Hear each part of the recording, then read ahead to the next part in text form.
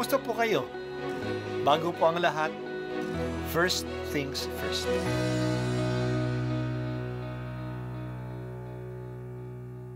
Good morning po. Sinisimulan po natin ngayon ang first things first. At dito po, tinatalakay natin sa unang bahagi ng umaga natin ay ang first readings na binabasa po sa banal na misa. Ito pong tinatalakay natin kasi madalas po kasi marami na tayong alam tungkol sa gospel readings.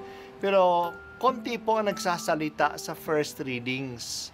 Pero ang first readings, bahagi din po yan ng Biblia, ng banal na kasulatan.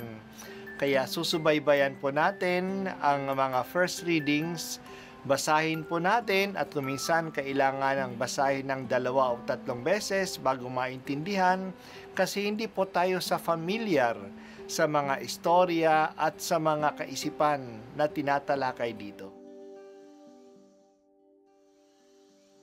Ang pagbasa mula sa sulat ni Apostol San Pablo sa mga taga-Filipos.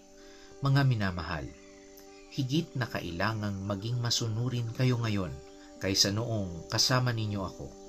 May takot at panginginig na magpatuloy kayo sa paggawa hanggang sa malubos ang inyong kaligtasan, sapagkat ang Diyos ang nagbibigay sa inyo ng pagnanasa at kakayahang maisagawa ang kanyang kalooban. Gawin ninyo ang lahat ng bagay ng walang tutol at pagtatalo, upang kayo'y maging ulirang mga anak ng Diyos, malinis at walang kapintasan sa gitna ng mga taong liko at masasama.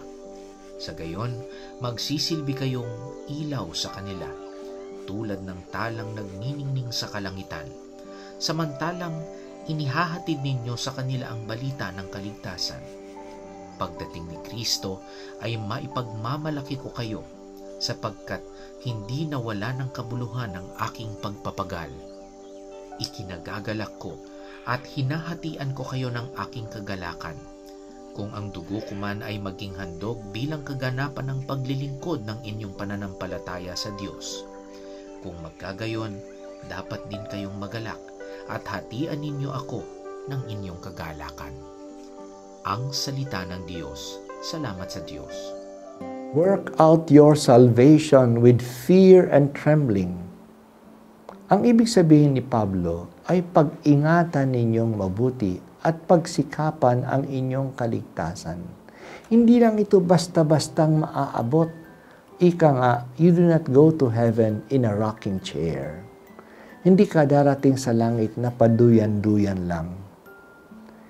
Hindi lang naman tayo ang nagsisikap na maabot ang kaligtasan. Ang Diyos mismo ay kumikilos din para dito.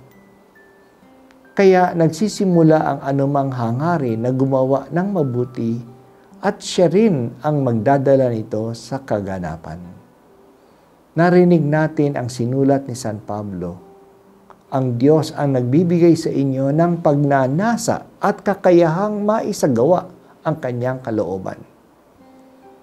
Huwag dapat tayo maging mareklamo sa paggawa ng ating mga tungkulin. Sa halip, maging halimbawa tayo sa iba. Sa isang madilim na gabi, ang nagbibigay ng direksyon sa mga naglalakbay, sa disyerto man o sa dagat o sa gubat ay ang bituin. Kaya ang mga bituin na nagbibigay ng direksyon sa mga tao sa panahon na ito'y nasa kadiliman. Maliit lang ang ilaw ng bituin, pero ito'y nagbibigay ng direksyon at sigla sa atin.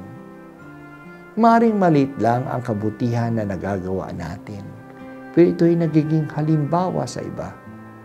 Kaya ang buhay natin ay dapat na magsilbing liwanag sa iba. Kung ganito nga tayo, sabi ni San Pablo, sulit ang pagpapagal ko para sa inyo. Dahil sa si Pablo ay nasa bilangguan noon, maaring papatayin na siya. Kaya ang buhay niya ay nakikita niyang handa lang ibuhos bilang alay. Pero natutuwa siya kasi ito'y alay sa Diyos para sa pananampalataya ng mga taga-Filipos. Gusto nating magtagumpay tayo sa buhay. magtagumpay sa ating career, sa ating pag-aaral, sa ating business, sa ating pamilya. Sino ba naman ang ayaw magtagumpay? Pero ginugusto din ba natin na tayo'y magtagumpay sa kaligtasan? Na tayo ay maligtas, makapunta sa langit? Anong ginagawa natin para tayo maligtas? Nagpupuya tayo sa ating pag-aaral. Tinitiis natin ang pagod para matapos ang trabaho. Ano namang pagsisikap na ginagawa natin para tayo maligtas? Kaya sinabi ni San Pablo, work out your salvation with fear and trembling. Sinisikap din ba natin na magbigay tayo ng liwanag sa iba? Na kapag pinagmamasdan nila ang ating buhay at pananalita, naliliwanagan sila sa katotohanan? O baka naman nagdadagdag pa tayo sa kalituhan? Kasi iba ang sinasabi natin, iba naman ang ginagawa natin. O kaya hindi consistent ang ating pagkilos o ang ating paninindigan. Huwag tayong magdala kung ano, huwag tayong magpadala kung ano ang uso o ano ang popular. Ang mga bituin na nagiging gabay, sila'y nagiging gabay kasi nandoon sila palagi. Hindi pa bago-bago ang kanilang posisyon. Nakakalito ang kalagayan ng marami ngayon. Kasi pabago-bago ang posisyon ng maraming tao. Sana magsilbi tayong bituin para sa kanila kasi may consistency tayo. Salamat o Diyos sa pananampalataya na bigay mo sa amin. Salamat at nabibigyan kong halaga ang pananampalatayang ito sa aking pagsisikap na malaman ang iyong salita sa aking pagsubaybay sa first things first. Sana po maisabuhay ko ang aking nalalaman upang sa kaunting pamamaraan nagiging gabay ako sa mga tao na hindi ko namamalayan ay tinitingnan ang aking buhay.